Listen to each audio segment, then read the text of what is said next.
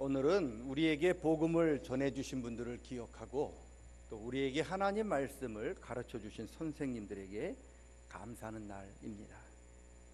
바울 사도는 가르침을 받은 사람들은 자신을 가르쳐주신 사람들과 좋은 것이 있다면 함께 나누어야 한다, 그렇게 말씀하셨습니다.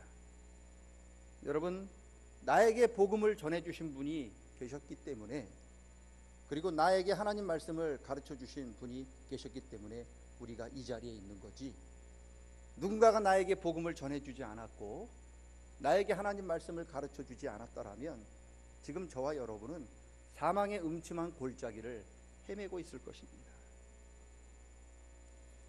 성도들이 가장 힘들어하는 것 중에 하나, 그리고 가장 하고 싶지 않은 일 중에 하나가 복음 전하는 일, 전도죠.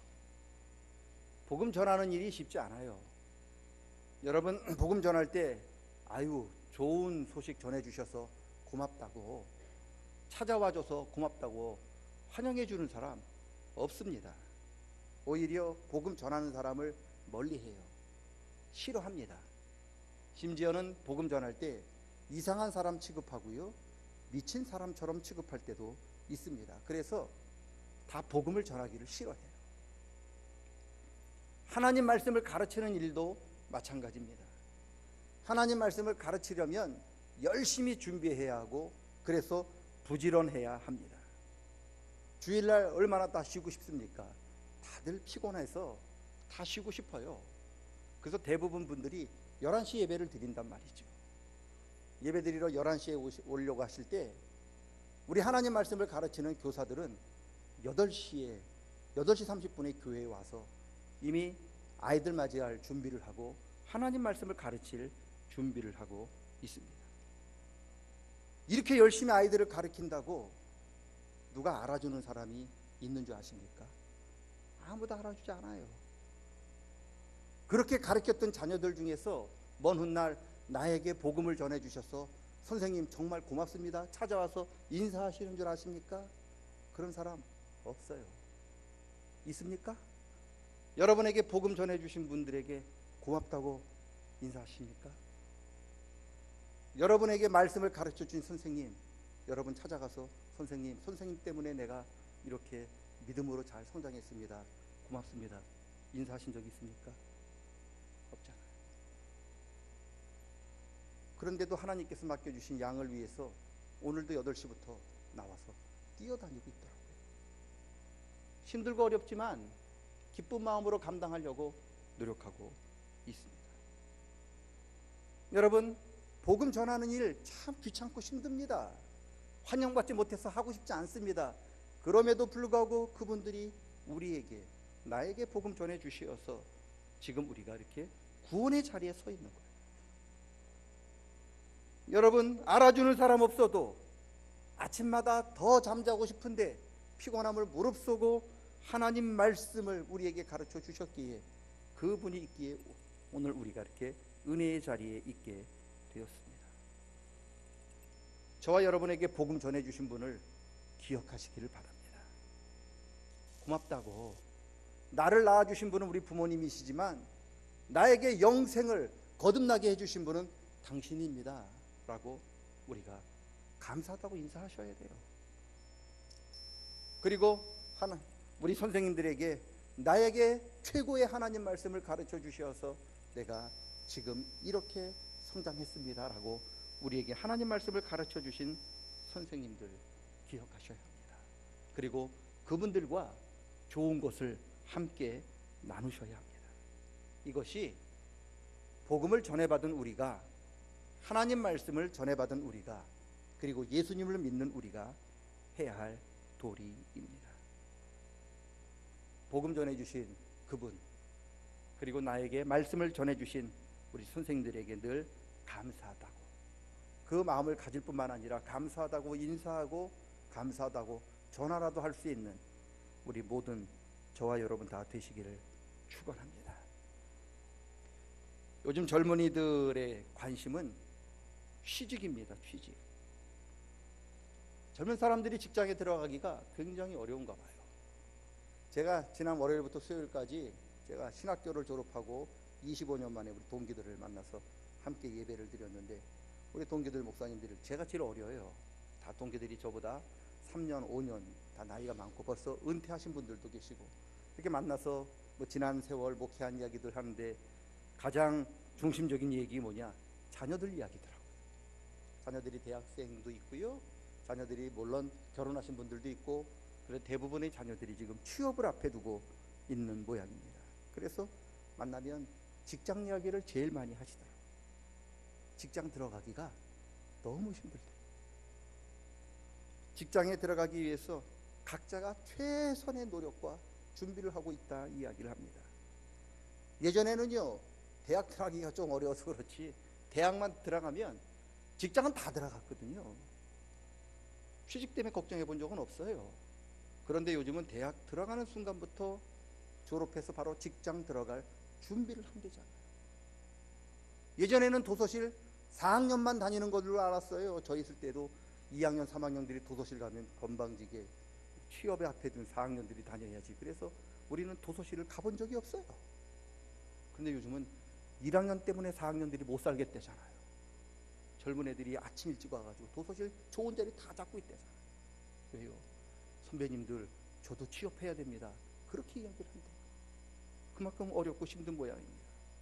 그래서 취업하기 위해서 좋은 점수를 받기 위해서 여러분 얼마나 스펙을 쌓는지 몰라요. 영어도 해야 되죠. 자격증이라고 있는 대로 다 따야 합니다. 남들보다 더 유능하고 남들보다 더 앞서고 남들보다 더 뛰어나다고 하는 것을 증명하기 위하여 그들이 좀 스펙을 쌓기 위해서 오늘도 노력하고 있어요. 세상만 그러느냐? 아닙니다. 교회도 그래요. 목회자들도요, 이력서를 쓸 때 스펙 하나 더 넣기 위해서 얼마나 노력하는지 몰라요. 그 중에 한 사람이 저죠. 저도 그랬으니까. 이력서에 한 줄 더 넣기 위해서, 학위 받기 위해서 얼마나 공부하는지 모릅니다. 각종 세미나, 각종 훈련에 목사님들이 넘쳐요. 왜요? 스펙 쌓기 위해서. 무슨 자격증만 주는 세미나, 무슨 자격증만 있으면 무슨 훈련은 목사님들이 차고 넘칩니다. 왜요? 교회가 목회자들에게 스펙을 요구하고 있기 때문에 그렇습니다. 스펙이 없는 사람보다 스펙이 많은 사람을 더 유능한 목회자라고 그렇게 평가하기 때문에 그렇습니다. 그래서 자기가 당신 교회가 찾는 유능한 목회자임을 증명하기 위해서 얼마나 노력하는지 모릅니다. 그런데요, 이력서에는 스펙 한 줄 적을 수는 있는지 모르지만 이력서에는 하나님의 능력은 적을 수가 없습니다.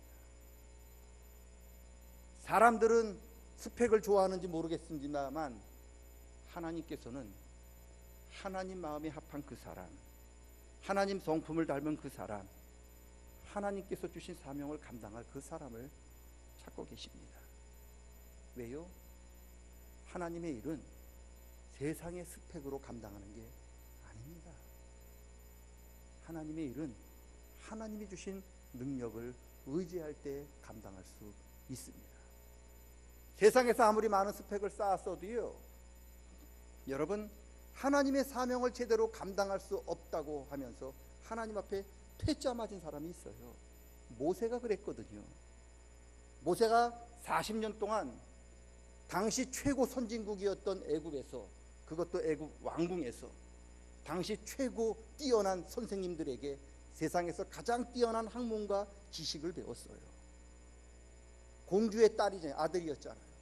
왕족으로서요, 모세 한 사람 가르치기 위해서 세계에서 뛰어난 선생님들이 모세에게 와서 쪽집게 과외를 해줬단 말이죠. 이런 모세였어요. 성경을 읽어보면은요, 모세보다 스펙이 좋은 사람이 없어요. 모세가 최고의 스펙을 가진 사람이었어요. 그런 모세가 하나님 앞에 이력서를 냈어요. 하나님, 내가 이스라엘 백성을 애굽에서 구원할 지도자로 제가 이력서를 냅니다. 저 이런 사람입니다 하면서 이력서를 냈어요. 이력서, 이름 모세, 주소 애굽 궁궐, 나이 40, 학력 애굽 국립대학교 장학생, 자격증과 스펙 각종 언어 가능, 군사력과 지도력 이수, 시키는 일은 무엇이든지 다 할 수 있는 능력 두루두루 다 갖추었어. 그렇게 모세, 위 사실은 확실함을 증명한 모세 도장꽝 하나님 앞에 제출했죠. 하나님 보십시오. 제가 40년 동안 이렇게 최고의 스펙을 쌓았습니다. 저를 하나님의 일꾼으로 써 주십시오. 그런데 이력서를 받은 하나님께서는요, 아무리 모세의 스펙을 받고 그거를 이력서를 돌려주셔요. 필요 없다. 왜요? 하나님 사명을 감당하기에는 모세가 아직 자격이 미달이었다는 거예요. 그 후에 모세가요, 애굽에서 도망합니다. 그리고 광야에서 40년 동안 양을 치는 목동으로 지내게 됩니다. 나이가 이제 80이 되었어요. 광야에서 40년 동안 살면서 왕궁에서 쌓았던 40년 동안 쌓았던 모든 스펙 다 잃어버렸어요. 이제 80까지 되었잖아요. 오직 할 수 있는 일은 양치는 일밖에 없어요. 자기가 할 수 있는 일은 양치는 일밖에 없어요. 그런데 나이가 80 먹었죠. 그런데 할 수 있는 일은 스펙 다 잃어버리고 양치는 일밖에 없죠. 그런 모세를 하나님이 찾아와서, 모세야, 나한테 빨리 이력서 하나 보내라. 그렇게 이야기하시는 거예요. 모세가 얼마나 황당하겠어요. 그리고 얼마나 확연하겠어요. 하나님, 40년 전에 내가 젊고 유능했을 때 왕궁에서 스펙을 하늘만큼 쌓았을 그때에 내가 하나님 일꾼으로 하나님 일을 하겠다고 이력서 냈지 않아요. 그때는 거절하시더니 이제 나이가 80이고 모든 스펙 다 잃어버려서 할 줄 아는 일이라곤 이제 양치는 일밖에 모르는데, 이런 내가 어떻게 하나님 일 감당합니까? 저 못합니다. 안 됩니다. 하나님, 다른 젊고 유능한 스펙 좋은 사람을 찾아서 일꾼 삼으십시오. 거절합니다. 왜 하나님께서 모세가 가장 젊고 유능해서 스펙 잘 쌓았을 때 그를 하나님의 일꾼으로 부르시지 아니하시고, 나이 80에 모든 스펙 하나도 없고 그저 양치는 일밖에 할 수 없는 그를 왜 하나님께서 그때 그를 일꾼으로 부르셨을까요? 다시 말씀드립니다. 하나님의 사명은 세상의 스펙으로 감당하는 것이 아니라 오직 하나님의 능력을 의지할 때 감당할 수 있기 때문에 그렇습니다. 하나님께서는 자기 스펙을 의지하는 사람을 찾는 게 아닙니다. 오로지 하나님의 능력을 의지하는 그 사람을 오늘도 찾고 계십니다. 만약에 모세가요 40살 때 스펙이 하늘을 찌를 때 그를 하나님의 일꾼으로 부름을 받았다면 그는 어떻게 했을까? 자신의 스펙을 믿고요, 하나님 따르지 않았을 거예요. 하나님, 내가 배운 것은 이게 아닌데요, 제가 이거 하기 위해서 얼마나 많은 노력하는지 아시죠? 하나님, 이게 맞습니다. 아마 그렇게 하면서 자기 뜻대로, 자기가 지식대로, 자기 경험대로, 자기 스펙을 따라서 애굽 이스라엘 백성들을 인도했을 겁니다. 그럼 어떻게 됐을까요? 모세 죽었죠. 그리고 모세 뒤를 따라갔던 이스라엘 백성들도 광야에서 죽었을 겁니다. 나이가 80이 되고 광야에서 40년 살아가면서 자기가 지금까지 쌓아왔던 스펙이 얼마나 광야에서 아무런 도움이 되지 않는 줄을 철저히 깨닫고 내가 하나님 앞에 이렇게 무능했구나 라는 것을 깨달을 때 하나님이 모세를 부르신 거예요. 왜요? 이스라엘 백성들을 광야로 인도하실 분이 하나님이셔요. 여러분, 하나님의 사명은 스펙으로 감당하는 게 아닙니다. 오로지 하나님의 능력을 의지할 때 감당이 되는 겁니다. 누가 하나님을 의지할 수 있을까요? 누가 하나님의 능력을 의지하는 사람이 됩니까? 여러분, 자기가 무능하다고 자신의 무능함을 철저히 깨닫는 사람, 그 사람만이 오로지 하나님의 능력을 의지합니다. 내가 하나님 앞에 할 수 있는 게 없다라고 고백하는 그 사람만이 하나님, 저 좀 도와주십시오 라고 엎드리지요. 내가 이거 할 줄 압니다, 내가 이거 배웠습니다, 내가 이런 스펙이 있습니다 라고 이야기하는 사람 절대로 엎드리기가 쉽지 않아요. 그래서 하나님은 40년 동안 모세의 스펙을 꺾으신 거예요. 그리고 그를 부르셨어요. 요한복음 21장 보면요, 예수님을 3번이나 모른다고 부인했던 베드로를 예수님이 찾아가셔요. 그리고 베드로에게 묻죠. 시몬 베드로야, 내가 나를 사랑하느냐? 그러자 베드로가 대답합니다. 내가 주님 사랑합니다. 그러자 그때서야 비로소 주님이 베드로에게 사명을 주셔요. 내 양을 먹이라. 왜 그때입니까? 베드로가 젊었을 적에, 베드로가 무리를 걸었을 적에, 베드로가 위대한 신앙 고백을 하셨을 적에, 변화산에서 예수님이 변화되는 놀라운 일을 봤을 때 왜 예수님께서 베드로에게 사명을 주시지 않고 왜 지금에서야 베드로에게 사명을 주셨을까? 여러분, 베드로는요 스펙이 최고인 사람이에요. 여러분, 예수님의 수제자예요. 예수님과 함께 세상에서 유일하게 무리를 걸어본 스펙을 가진 사람이에요. 그리고 변화산에서 여러분 예수님의 신비한 환상을 바라본 3사람 중에 한 사람. 사람들이 나를 누구라 부르느냐? 그러자 베드로가 대답하면 어쩌고 저쩌고 제기합하니까 예수님이 묻잖아요. 그러면 너희들은 나를 누구라 생각하느냐? 그때 베드로가 뭐라고 합니까? 당신은 그리스도십니다. 그리고 당신은 하나님의 아들입니다. 예수님이 너무 좋아하시잖아요. 베드로, 너 짱이야. 너 최고야. 그렇게 칭찬받잖아요. 베드로는 자기 스펙이 최고라고 하는 자부심이 있었어요. 자기가 항상 예수님의 첫 번째 제자라고 하는 자부심이 있었단 말이죠. 그래서 야고보와 요한이 예수님 왼편 오른편에 앉는다고 그럴 때 가장 성질낸 사람이 베드로예요. 왜요? 예수님의 첫 번째 스펙이 가장 좋은 내가 예수님 가장 가까이 있어야 되는데 별 허접한 것들이 예수님 왼편 오른편에 앉는다고 할 때 얼마나 화가 났겠어요. 그게 베드로였거든요.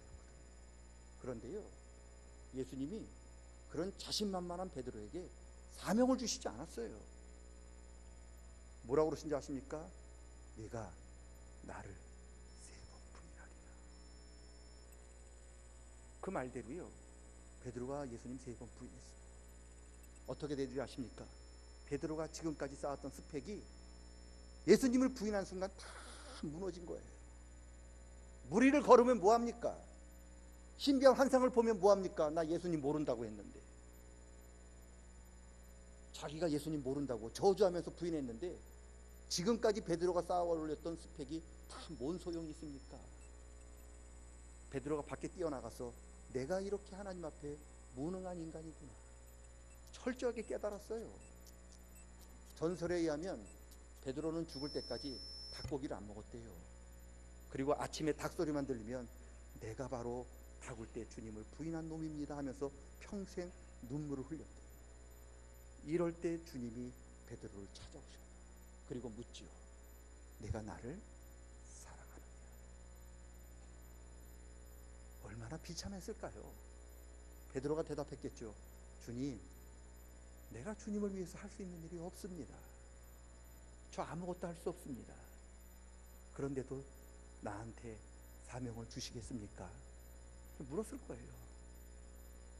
주님이 내 양을 먹이라. 그때 사명을 주셨단 말이죠. 주님의 사명은요, 저와 여러분의 능력이나 저와 여러분의 스펙으로 감당하는 게 아닙니다. 우리가 철저히 무능함을 깨닫고 나를 도와주실 분은 하나님입니다 하면서 하나님의 능력을 의지할 때 우리는 주님의 일꾼으로 거듭나게 될 줄로 믿습니다. 교사가 누굽니까? 교사는 어떤 사람입니까? 우리 자녀들에게 하나님을 증거하는 사람입니다. 어떻게 하나님을 증거합니까?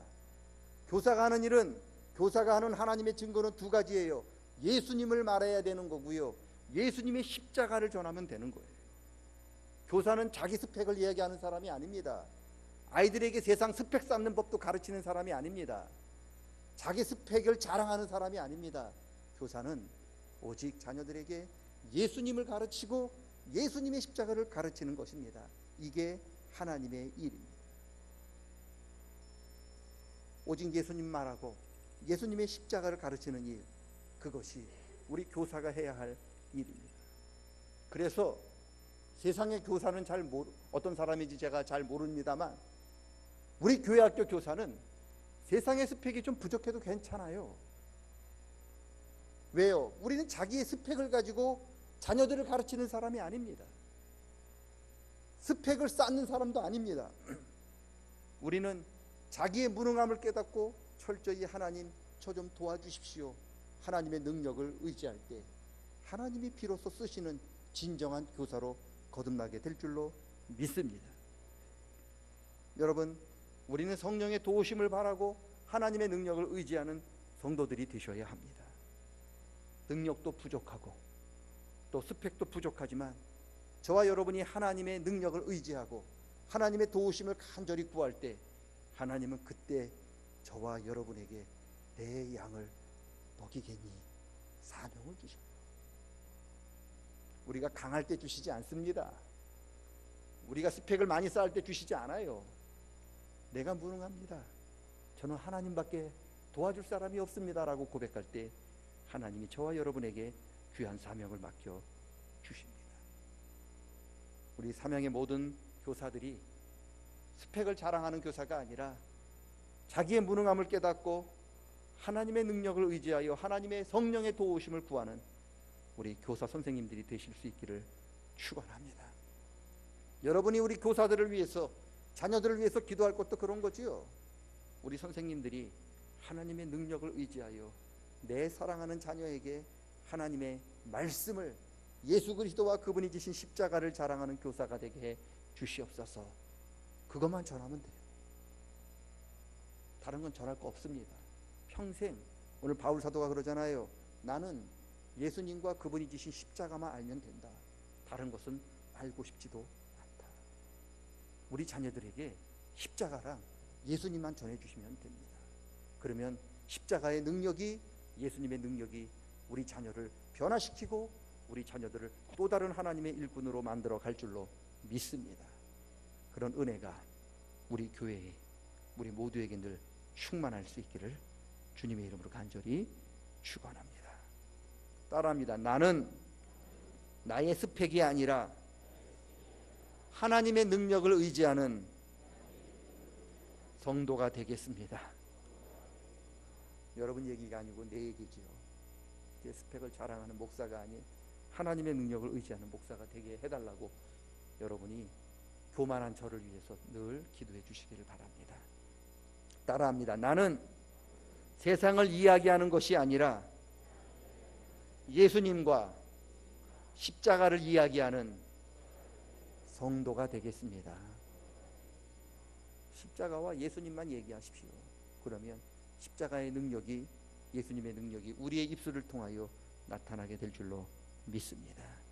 하나님 아버지, 내 스펙, 내 자랑, 내 공로, 내 의, 내 지식, 내 경험이 아니라 내가 하나님 앞에 얼마나 철저히 무능함을 깨닫고 이제는 간절히 하나님의 도우심만 바라는 목마른 사슴이 시냇물을 찾는 것처럼 간절히 하나님의 능력을 의지하는 우리 성도님들과 우리 교사 선생님 되게 도와 주시옵소서. 세상을 이야기하고 세상의 스펙을 이야기하는 것이 아니라 이제는 예수님만 이야기하고 예수님께서 지신 십자가만을 이야기하는 우리 성도님들과 선생님들이 되게 도와 주시옵소서. 이것만 전하고 이것만 이야기하고 이것만 가르치는 저희들 되게 도와 주시옵소서. 예수님의 이름으로 기도드리옵나이다. 아멘. 다 같이